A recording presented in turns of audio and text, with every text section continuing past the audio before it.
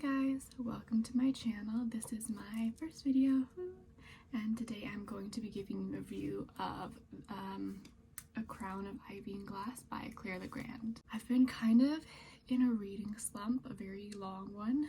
That's been, I think, over a year long.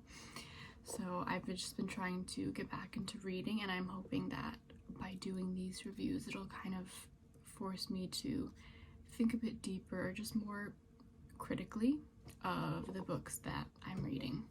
I took notes. I've got about 7 pages of notes that I'm gonna get through about this. And the first thing I want to start off with, which isn't really like a criticism of the book or anything, it's just this book is marketed as an adult novel. So Claire Legrand has written the Imperium trilogy, which is a YA, a young adult trilogy. I haven't read it. I'm not sure how good it is. I've never heard of her before, but either way, this is A Crown of Ivy and Glass is her debut adult novel. This book reads very much like a YA novel, which nothing wrong with YA. I'm a young adult myself. I read them all the time. I love them. However, if you're looking for something that's more of a adult, mature read, I would not recommend this book for that. It does deal with some serious themes, I guess, like it talks about self-harm, panic attacks, anxiety, some like thoughts about suicide, but it's not dealt with in a very heavy way. So just if, you know, that's gonna turn you off from reading this, I think that's important to know. So I'm gonna start off by just reading the synopsis on the back, just to give you a really good summary of what the book is about. Lady Gemma Ashburn seemingly has it all. She's young, gorgeous, and rich. Her family is also anointed by the gods, blessed with incredible abilities. But underneath her glittering facade, Gemma is deeply sad. Years ago, her sister Mara was taken to the Middle Mist to guard against treacherous magic. Her mother abandoned the family. Her father and eldest sister, Farron, embroiled in a deadly blood feud with the mysterious Basque family, often forgets Gemma exists. Worst of all, Gemma is the only Ashburn to possess no magic. Of course, she's different, she's special. Instead, her body fights it like poison. Constantly ill, aching with loneliness, Gemma craves love and yearns to belong. Then she meets the devastatingly handsome Talon de Astier. Seduced by a demon, his family destroy themselves. Talon, the only survivor, is determined to redeem his family's honor. Intrigued and enchanted, Gemma proposes a bargain. She'll help Talon not navigate high society if he helps her destroy the Basques. According to popular legend, a demon called the Man with the Three-Eyed Crown is behind the family's blood feud. Slay the demon and the feud. But attacks on the Middle Mist are increasing. The plot against the Basques quickly spirals out of control, and something immense and terrifying is awakening in Gemma, drawing her inexorably toward Talon in an all-consuming passion that could destroy her, or show her the true strength of her power at last. So obviously, it's a romantasy. There's romance. I'm not sure how I feel about Gemma and Talon's relationship. I think that's the biggest thing that I kind of took issue with, and I'll talk about it. Okay, so the start of their romance is kind of this insta-love slash insta-lust thing, which I know lots of people don't like. I personally didn't have an issue with it in the beginning. I thought it was cute at first because I think there was just like a genuine attraction to each other and like appreciation for their beauty, and like they didn't really over sexualize things. I know in a lot of other books it's like they're just constantly horny, you know, it's more of like an insta lust type thing rather than actual love. So I did appreciate that because it wasn't like a focus on like, oh, his hands, and just like I imagined what his hands could do to me, or like a focus on the lips, you know. They talked about it, how they looked. She was very fascinated by how pale Talon was. She made sure to mention it like every single time. Anyway, I also really appreciated how open Talon was with his affection, especially early on in the beginning, you know, when things weren't fully established yet. I kind of thought when I was reading the synopsis it would be more of like almost an enemies to lovers with like a begrudging alliance, you know, and he'd be kind of reserved or a bit closed off. That was not the case. I was very happy to see a lead who was just very open with showing his affection, especially in the beginning when there was a moment he thought Gemma was going to drown and he started crying. I don't know, maybe they had known each other for like a week or two. Where I started to kind of take issue with it was the fact that it didn't really develop anymore. Suddenly they were like madly in love with each other, and it was just so all-consuming and obsessive and fast that it made me feel a bit, I guess, suspicious of Talon, and I wasn't really sure if the author of Claire the Grand was meaning for their romance to be as unsettling as it was to me or what, because it just seemed like she could only ever think about Talon, and then when she was with Talon she couldn't think about anything else, you know. It was weird and almost like she was in a trance. It was just way too much, way too fast, without a solid enough foundation for it to build upon to be realistic and romantic. I think that it kind of turned me off. Once they reached that in love stage, which took literally 2 months for her to be that obsessed with him, it didn't develop anymore. It was just like they were a done deal. I also didn't like how she treated her best friend Ilaria, kind of relating to the romance aspect. There was a scene where they're in like the queen's castle or the capital or whatever at a ball, and Gemma kind of has like a panic attack in the bathroom and she's like crying and throwing up and she's like scratching her legs and making them bleed, you know. And Ilaria comes in and helps get her cleaned up and is like, all right, you know, we're getting out of here. This is not a good place for you to stay in, obviously, you know. And Gemma's all like, okay, yeah, we're gonna go home. But then she sees Talon across the ballroom for like the first time in 2 weeks or so, because they hadn't really left off on the best terms. There was a little conflict between them. Anyway, as soon as she sees them, she immediately just like switches up and is like, you know what, no, I'm gonna go and I'm gonna stay with him actually. And Ilaria's like, no, obviously, because Ilaria's a good friend. She's like, are you kidding me? Like 10 minutes ago you were literally freaking out, hurting yourself in the bathroom. Also, again, like, magic makes her sick, so she's not doing well physically because of that. But again, it's like Gemma is just in a trance when she sees him. She says that she needs him, and she potentially ruins her whole friendship with Ilaria just to be with him. I'm gonna read you some direct quotes from that because it was just so crazy to me. So she says to her friend, Laurie, I need him. I need the joy of him, how he lights me up inside and helps me forget all the things I spend every day trying to forget.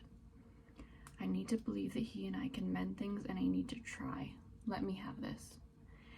Behind her feathered peacock mask, Ilaria's deep brown eyes were sad but resolute. If you walk away from me right now, she said, when I'm trying yet again to help you, I'm not certain I'll care to offer that help the next time you need it. Very reasonable, I think. Great for Ilaria. Anyway,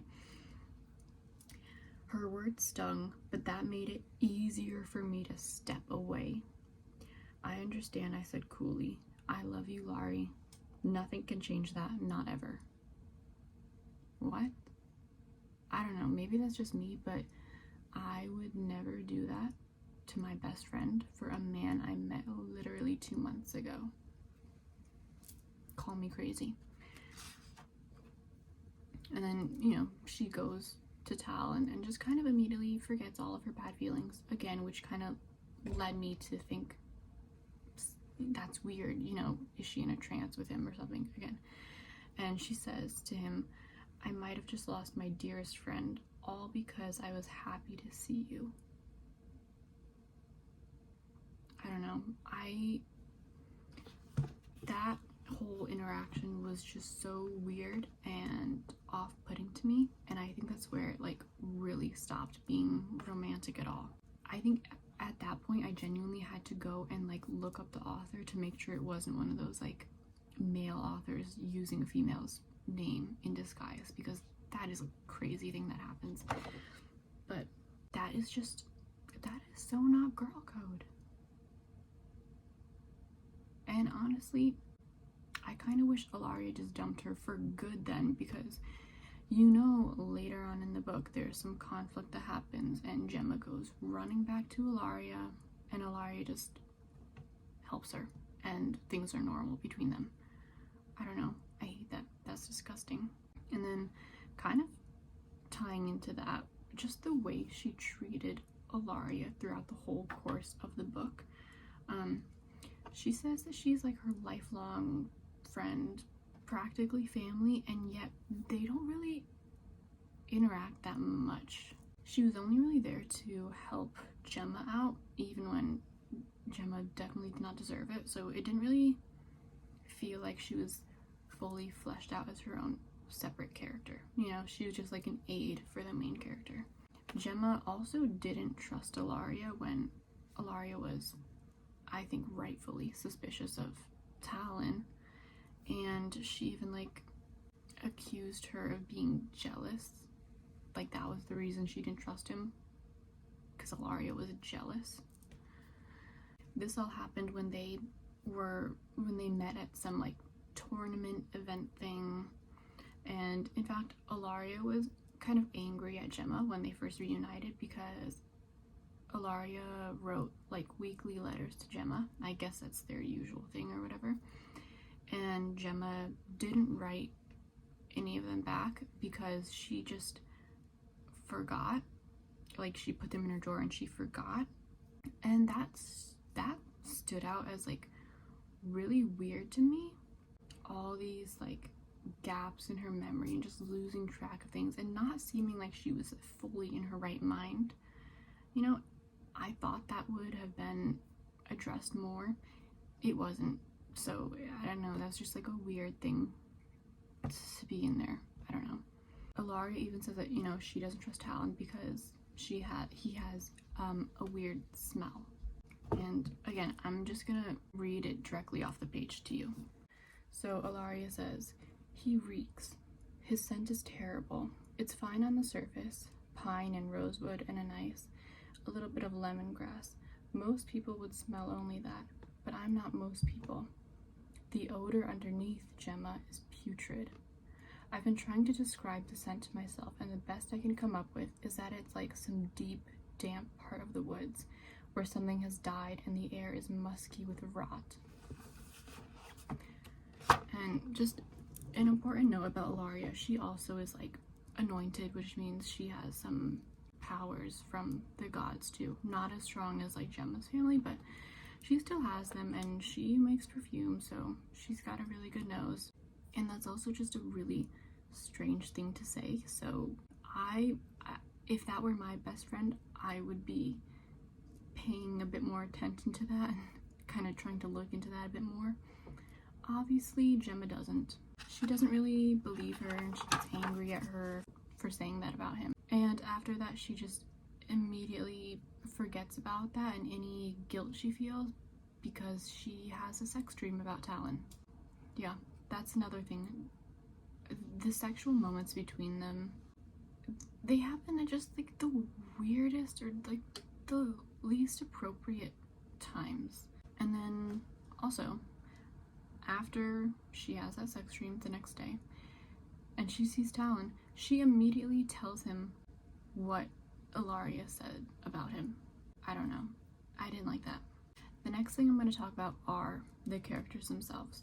There was no character development for anyone, really. I think the most that Gemma changed was that she could end up using powers, because of course she actually has powers, you know, duh.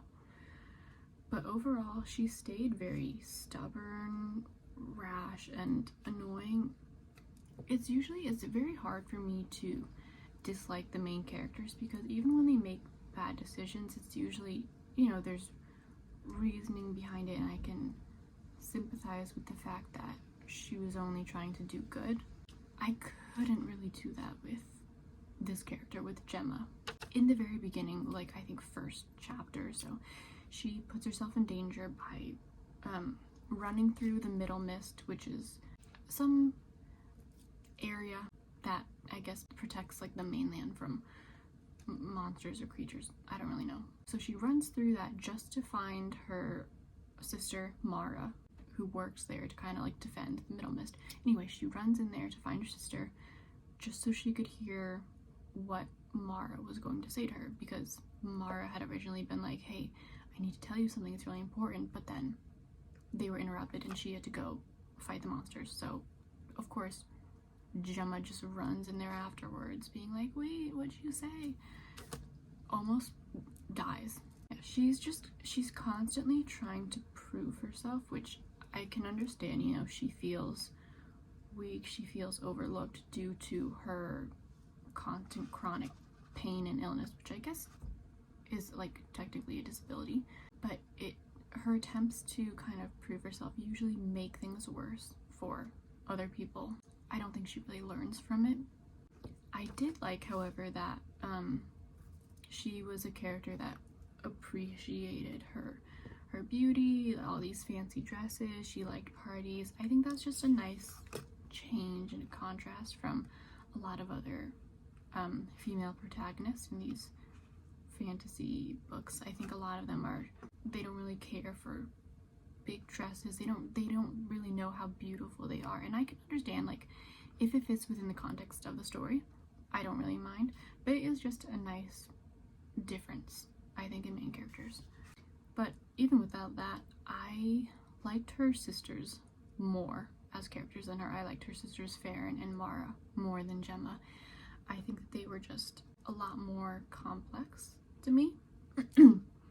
And I'm really excited about the dynamic between her sister Farron and this character Ryder, which I think will be explored in the next book, because this is a trilogy, but each book focuses on like a different sister. It's still following the same timeline and everything, but the focus is just changed. The last thing I'm going to talk about, and what I have the most to talk about because it was just so crazy, is the plot. It felt like there were two separate books within this one story.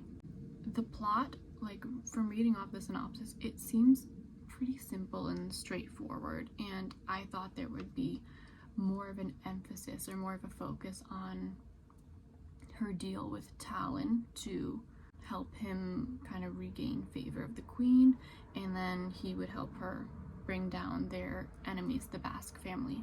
Anything that had to do with that stuff was in the first half of the book. The Basque family, I don't remember if something happened to their parents or what, but they only ever talked about the siblings, Ryder, who Farron has some connection with, and his sister Alistrina. The Basques didn't really influence the story as much as I thought, and Talon basically did nothing to navigate high society other than hang out with Gemma and go to parties.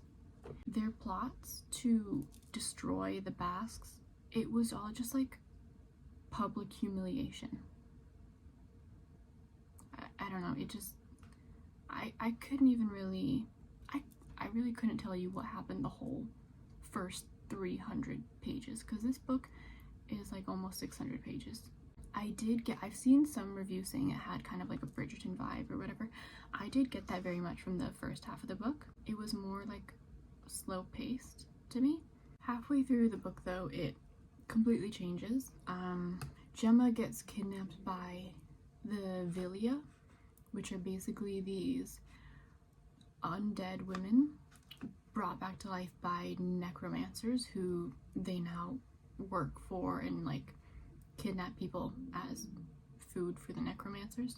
They kidnap her right after she had a night of steamy sex with Talon.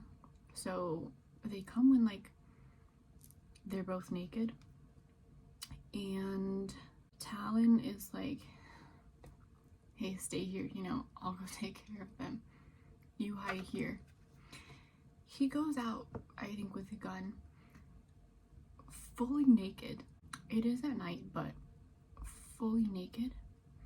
And there's a weird moment, this doesn't really have to do with like the whole plot of the book, but there's like a weird moment where she just comments on like, he looks so primal, like someone who's just like protecting his mate. And then after that there's like a couple weird times where they like are referred to as mates, not mentioned again. I don't know, that was just like a that reminds me, another thing, Talon calls Gemma Wildcat, which I guess in terms of like all the other mandatory nicknames for female leads in romantic books, it's not the worst. But all I can think about is High School Musical, right? They're Wildcats, right? High School, anyway, go Wildcats. Anyway, so Talon goes off outside fighting them naked. Not really sure what happens to him. The Vilya said that he just ran away, and it's never really addressed after Gemma reunites with him after she's been kidnapped. He's also not like crazy shocked and relieved that Gemma is alive and well, considering she's literally been held captive by the Vilya for weeks, not a couple days, weeks.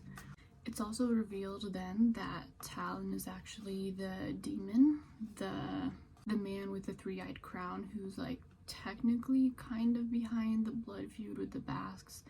But luckily, it turns out that the man with the three-eyed crown is just a title that's passed down over time that different demons carry. And Talon just happens to be the one doing it now, and he's kind of like controlled by this bigger, more evil entity named Kilwraith. It all kind of escalates from there. Gemma somehow learns how to use her magic, since it turns out she has crazy strong powers. In fact, they're so strong that her parents were scared of them and basically hired this guy to perform this really ancient ritual on her, kind of stopping her power. But as a result, it made like magic hurt her instead, so her like lifelong disability is kind of due to her parents. Anyway, that's actually why her mom left, because she just felt so guilty looking at her daughter being in pain because of her actions, that she was just like, I'm done. So in 2 days, she learns how to wield it just by feeling terror, lust, and rage. Stupid. Which I also hate when it comes to like using magic, those tropes. I think it's much more interesting to me when it's more of like a learned thing, not just something where it's like they relive their past traumatic memories and just feel those emotions again, and then suddenly they have power. I'm not a big fan of that. But anyway, so she can use her powers. She stages a little mini revolt with her new Vilya friends and Talon against the necromancers. They all run away. She joins her older sisters. They go to the capital to meet the queen, to see if the queen can help free Talon from the control of Kilwraith. She can't. They fight against chimeras in the palace. They reunite with the Basque siblings, who apparently have been held as prisoners in the capital for who knows how long, and they decide to work together to help free Talon. It's also important to note that Ryder, the brother, the Basque sibling, is extremely handsome. You cannot forget it, because Gemma mentions it literally every single time she sees him. Okay. Anyway, so they agree to work together to free Talon and end their blood feud. So they journey into the old country where there's, I guess, like ancient gods, demons, fays. I don't really know. There's weird things about Gemma and her sisters actually having like ancient fae blood. I don't know. There's a huge fight against Kilwraith, the necromancers, and some enemy Vilya who for some reason are just there. All of Gemma's friends are like kind of put under some illusion, except for Gemma. It doesn't work on her because her love for Talon saves the day. Love is the answer, it protects her. So she ends up freeing him from his curse by pulling the three-eyed crown from his skull, essentially, and they all go back home. And then Talon still has to leave because Kilwraith isn't dead, and he's just like angry that, hey, my servant broke free. So basically Talon has to go into hiding, and the book ends. It really felt like she just threw in a shit ton of stuff at the end that didn't really need to be added. The pacing was not good because why was all of that stuff only in the last half? It was way too much, overcrowded. However, I think I am glad that I pushed through just so I can get some context about Farron and Ryder for the next book, because there were little weird moments where Ryder was like, be careful, Farron, stuff like that, and everyone's like, what the hell? Anyway, overall, I think the world building was good. I think the premise was interesting, great descriptions. I just think the execution of everything was really terrible, and kind of, as I said in my title, it left me very conflicted and confused. Not textually confused, I understood what she was saying, I understood what was going on, I just didn't understand why a lot of it happened. I honestly, I don't know if I like this or not. I don't know, so I would give this maybe a 2.5 out of 5 stars. So anyway, that's my review of this book. I will probably read the next book, and then the last book of the trilogy. It isn't out yet, I'm not sure when it's out. I'll probably check that out too. So yeah, I've been reading a lot of books recently, so I'll probably do some more book reviews, and then I'm not really sure what to do with my channel. Maybe just share my other hobbies. I like to crochet. Maybe I'll do crocheting videos. I think I'd like to do some more cooking or baking, maybe puzzles, maybe just talking at the camera so I can hear my voice. Who knows? But anyway, thank you for watching. I hope you enjoyed, and you should really make sure to subscribe and comment, because I'm definitely gonna be like a really huge famous YouTuber one day, so it'll be really cool if you were like one of my first subscribers. Okay, bye!